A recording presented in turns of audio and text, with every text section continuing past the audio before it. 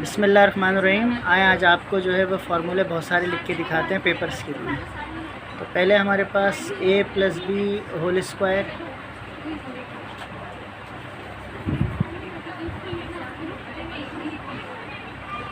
Square formulas, ठीक है।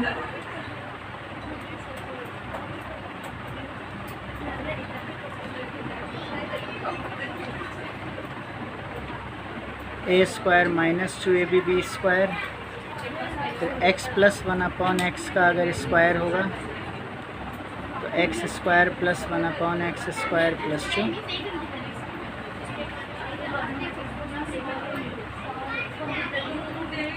-2। फिर इसके बाद अगर हमारे पास a + b + c इसका होल स्क्वायर, तो a square b square c square + 2ab bc ca, ये हमारे पास होगा स्क्वायर फार्मूले। तो और हैं क्यूब, क्यूब फार्मूलाज। अब पहले a + b का cube, a cube + b cube, तो स्क्वायर में एक रह गया हमारा a square minus b square, एक दफ़ा प्लस एक दफ़ा माइनस। अब ये a cube + b cube, a + b, a square minus ab + b square, a cube minus b cube, a minus b, a square + ab + b square. और यही formula x + 1/x का अगर क्यूब करना है तो x cube + 1/x cube + 3x + 1/x, और x - 1/x का cube करना है तो x cube - 1/x cube -3x - 1/x। और क्यूब में ही अगर अब आपने a + b का होल क्यूब करना है, ये तो x की फॉर्म में हो गया होल क्यूब। अब इसकी फॉर्म में अगर आपने करना है तो ये होगा a cube + b cube + 3ab a + b, और a - b का अगर क्यूब करना है तो a की सब माइनस में आ जाएंगे, -b cube -3ab a - b, ठीक है। उसके बाद अगर हमारे पास 4ab का फार्मूला है तो a + b का whole square minus a - b का होल स्क्वायर, मुझे भी याद है फार्मूले साथ, और a स्क्वायर + b स्क्वायर। वैसे तो ये ट्वाइस के साथ फार्मूला है, यही फार्मूला जो है वो यहाँ प्लस आ जाता है, लेकिन खाली a स्क्वायर तो 2 नीचे भी ला सकते हैं, a square + b square, a + b का होल स्क्वायर, a - b का होल स्क्वायर, नीचे आ गया 2। तो ये हमारे पास फार्मूला हो गया। और इसी तरह ये वाला फार्मूला x y की फॉर्म में भी यूज़ होता है, x + y का स्क्वायर, x - y का स्क्वायर। और ये जो है वो सवाल पेपर में भी आता है कि इसको बाद में इसको हम इस तरह सॉल्व करते हैं। अब ये वाले फार्मूले हमारे ये 2 हो गए। उसके बाद एक ये भी यूज़ हो जाता है, x की पावर 0 कहीं भी हो वो 1 होता है, या x + y + z किसी भी चीज़ की पावर 0 हो जाए वो 1 होगा, ठीक है। ये फार्मूले, अच्छा ये भी फॉर्म है, ये भी फार्मूले हैं, ये आपकी बुक पेज नंबर 84 के ऊपर है। इसके बाद क्वाड्रेटिक फार्मूला,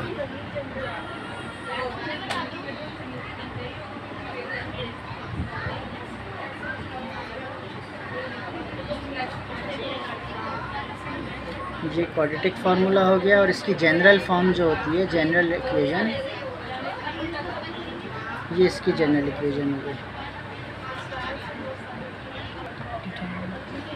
मैट्रिसेस में मैट्रिक्स A है, A B C D,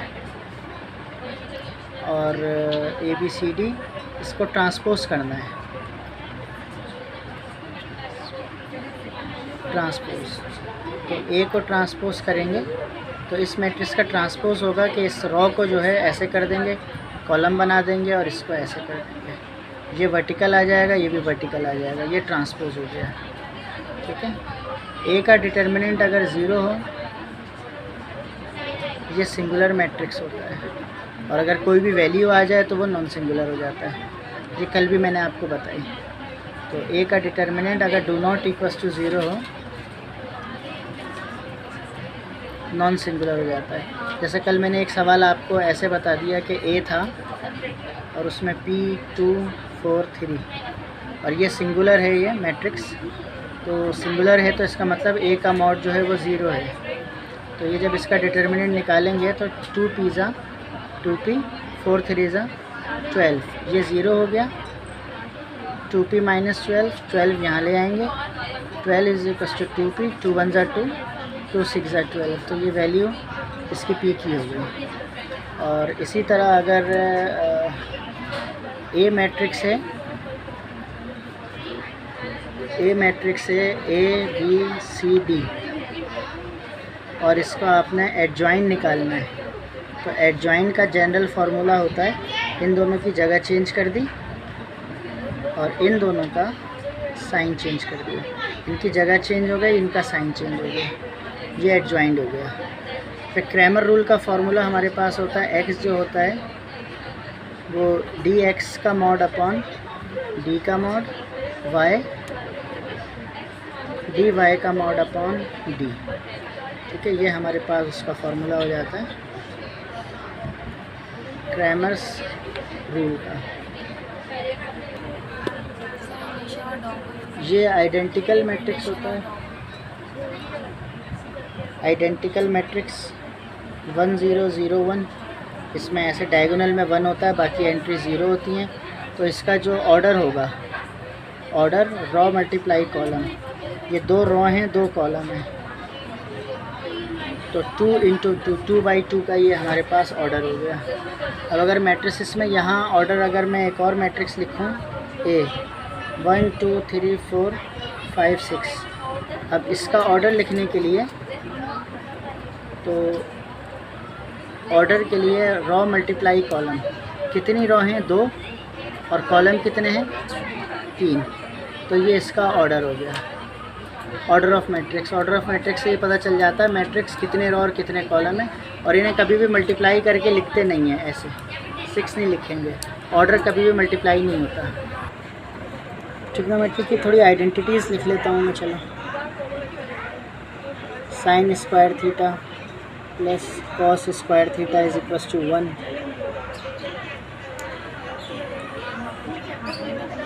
और sec square theta tan square theta is equal to 1। इसको ऐसे भी लिख सकते हैं, इसको यहाँ ले जाएं, sec square theta 1 plus tan square theta, ये आइडेंटिटीज़। और ये 1, ये 2, और third identities cosec square theta cot square theta equal to 1, और इसको भी यहाँ ले आए तो cosec square theta 1 plus cot square theta. ठीक है, ये ट्रिग्नोमेट्री के होगा। और एक सवाल ऐसे भी बन जाता है कि सपोज़ दैट के यहाँ पर ये एक दरख्त है, यहाँ पे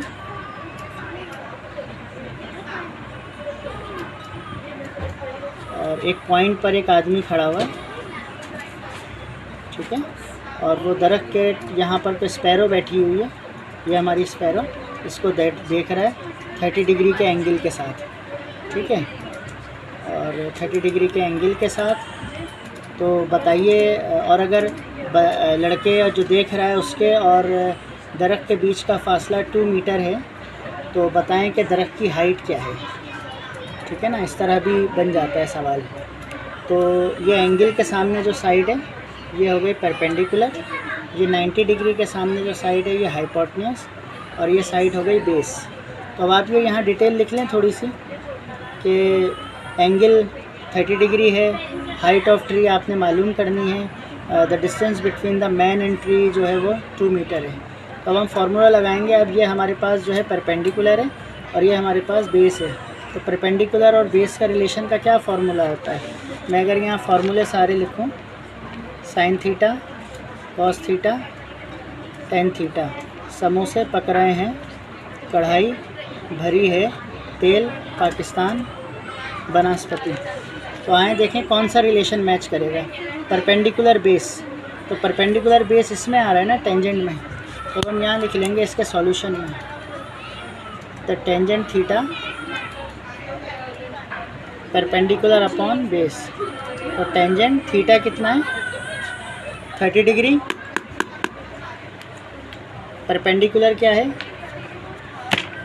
परपेंडिकुलर क्या है? x और बेस क्या है? 2। ठीक है, तो इस 2 को यहाँ शिफ्ट कर लेंगे। 2 multiply tan 30 degree is equal to x।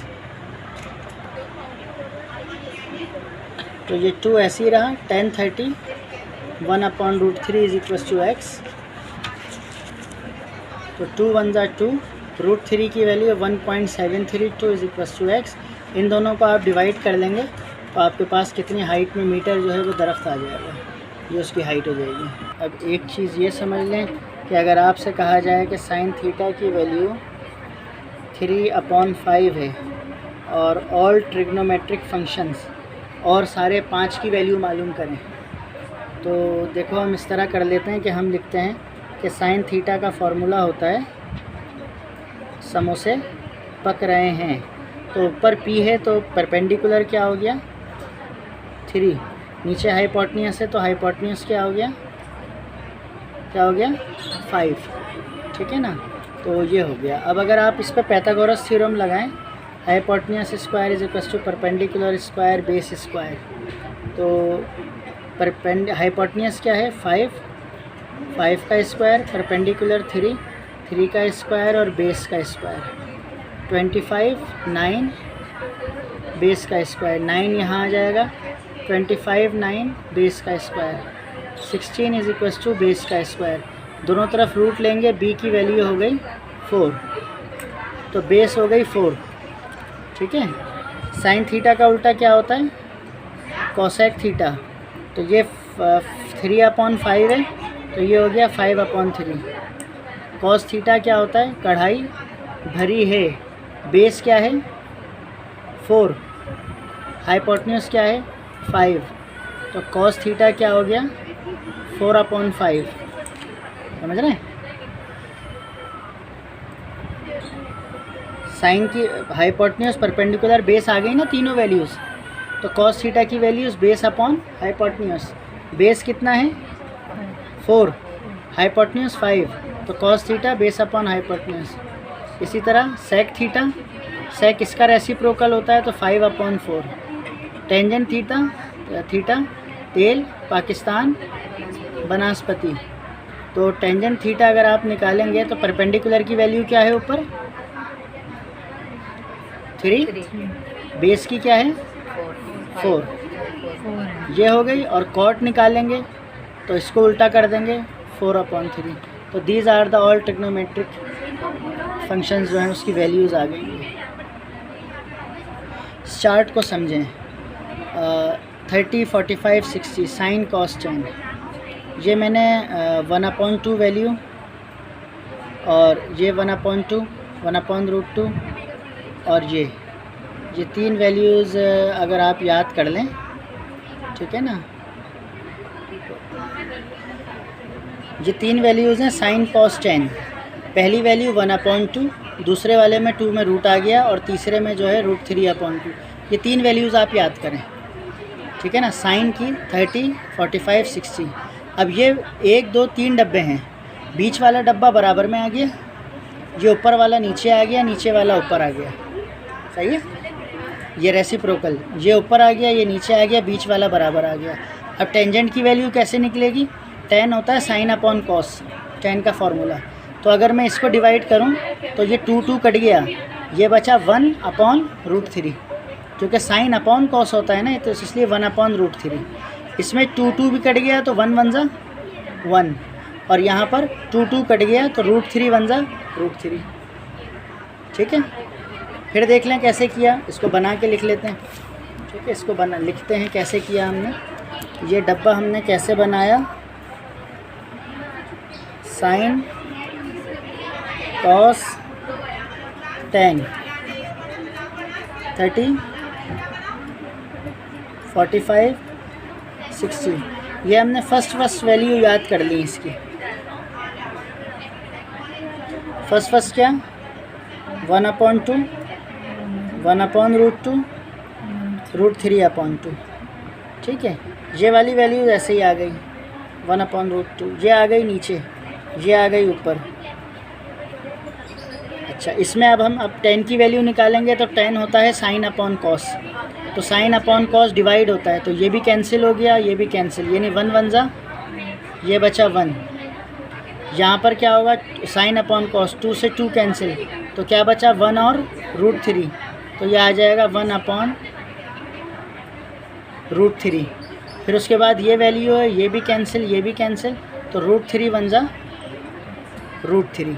ये साइन कॉस 10 की वैल्यूज़ आ गई 30 45 और 60 की। अब अगर आपको कोसेक की निकालनी है 30 की, तो ये 1/√2 है तो वो 2 हो जाएगी। इसकी निकालनी है, ये 1/√2 है, ये √2 हो जाएगी। 60 की निकालनी है तो 2/√3 हो जाएगा।